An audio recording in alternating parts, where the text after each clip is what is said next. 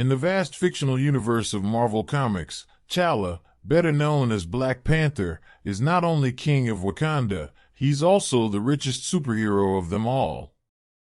And although today's fight for the title of wealthiest person alive involves a tug-of-war between billionaire CEOs, the wealthiest person in history, Mansa Musa, has more in common with Marvel's first black superhero.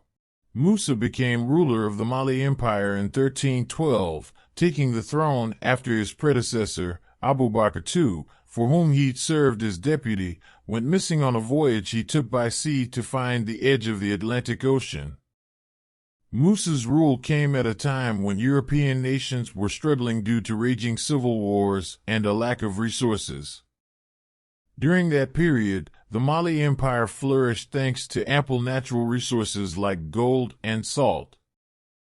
And under the rule of Musa, the prosperous empire grew to span a sizable portion of West Africa, from the Atlantic coast to the inland trading hub of Timbuktu and parts of the Sahara Desert. As the territory grew while Musa was on the throne, so did the economic standing of its citizens.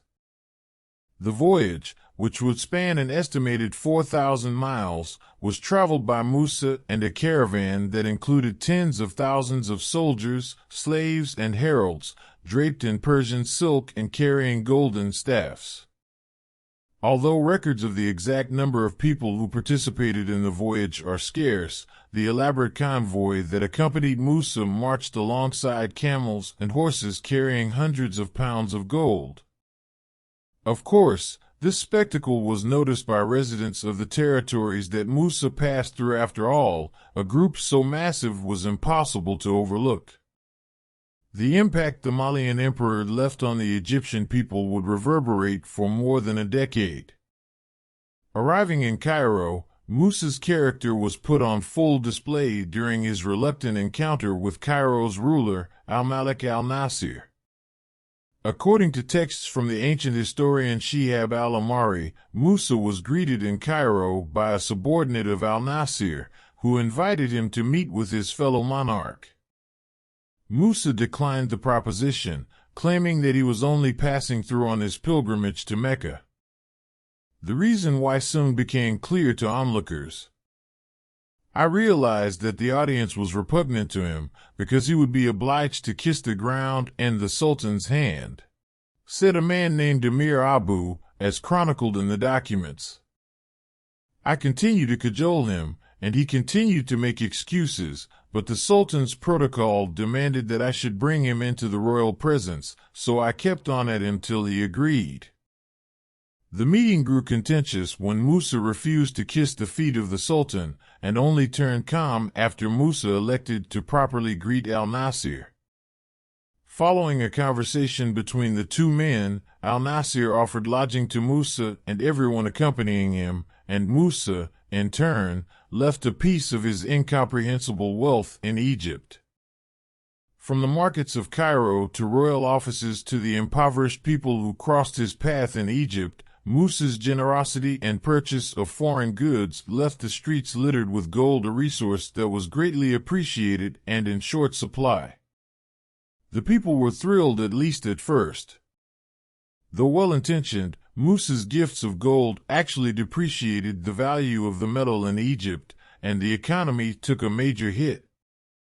It took 12 years for the community to recover. But the king's trip wasn't all about giving.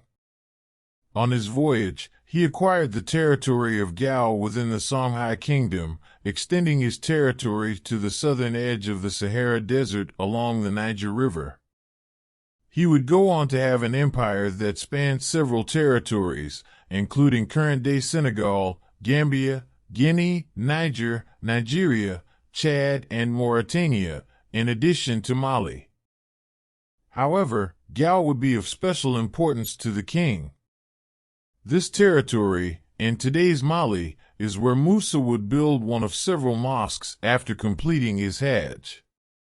Timbuktu was also an important city for the affluent king, who used his wealth to build schools, universities, libraries, and mosques there.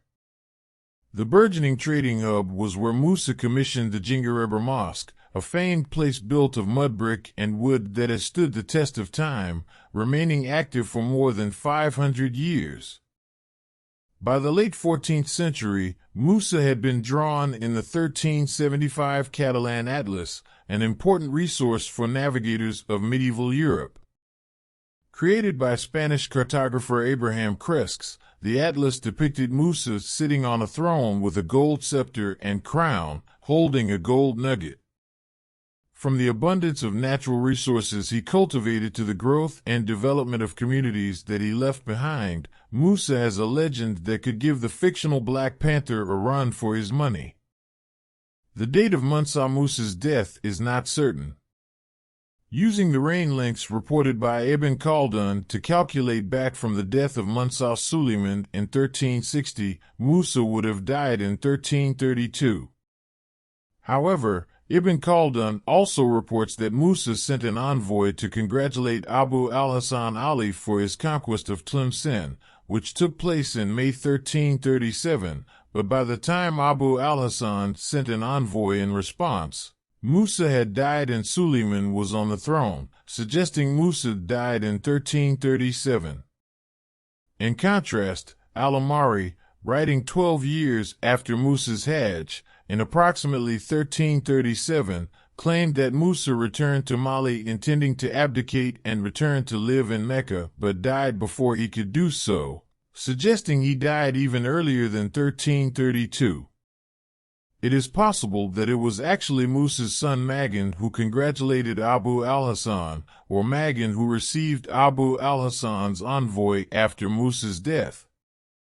The latter possibility is corroborated by Ibn Khaldun calling Suleiman Musa's son in that passage, suggesting he may have confused Musa's brother Suleiman with Musa's son Magan. Alternatively, it is possible that the 4-year reign Ibn Khaldun credits Magan with actually referred to as ruling Mali while Musa was away on the Hajj, and he only reigned briefly in his own right. Nehemiah Lefsian regarded 1337 as the most likely date, which has been accepted by other scholars. As far as wealth goes, it is nearly impossible to quantify the riches that Musa had during his lifetime. The vastness of Musa's land and material holdings, University of Michigan Associate History Professor Rudolph Wirth explained in Time, seems downright incomprehensible today. Imagine as much gold as you think a human being could possess and double it. That's what all the accounts are trying to communicate, he said. This is the richest guy anyone has ever seen.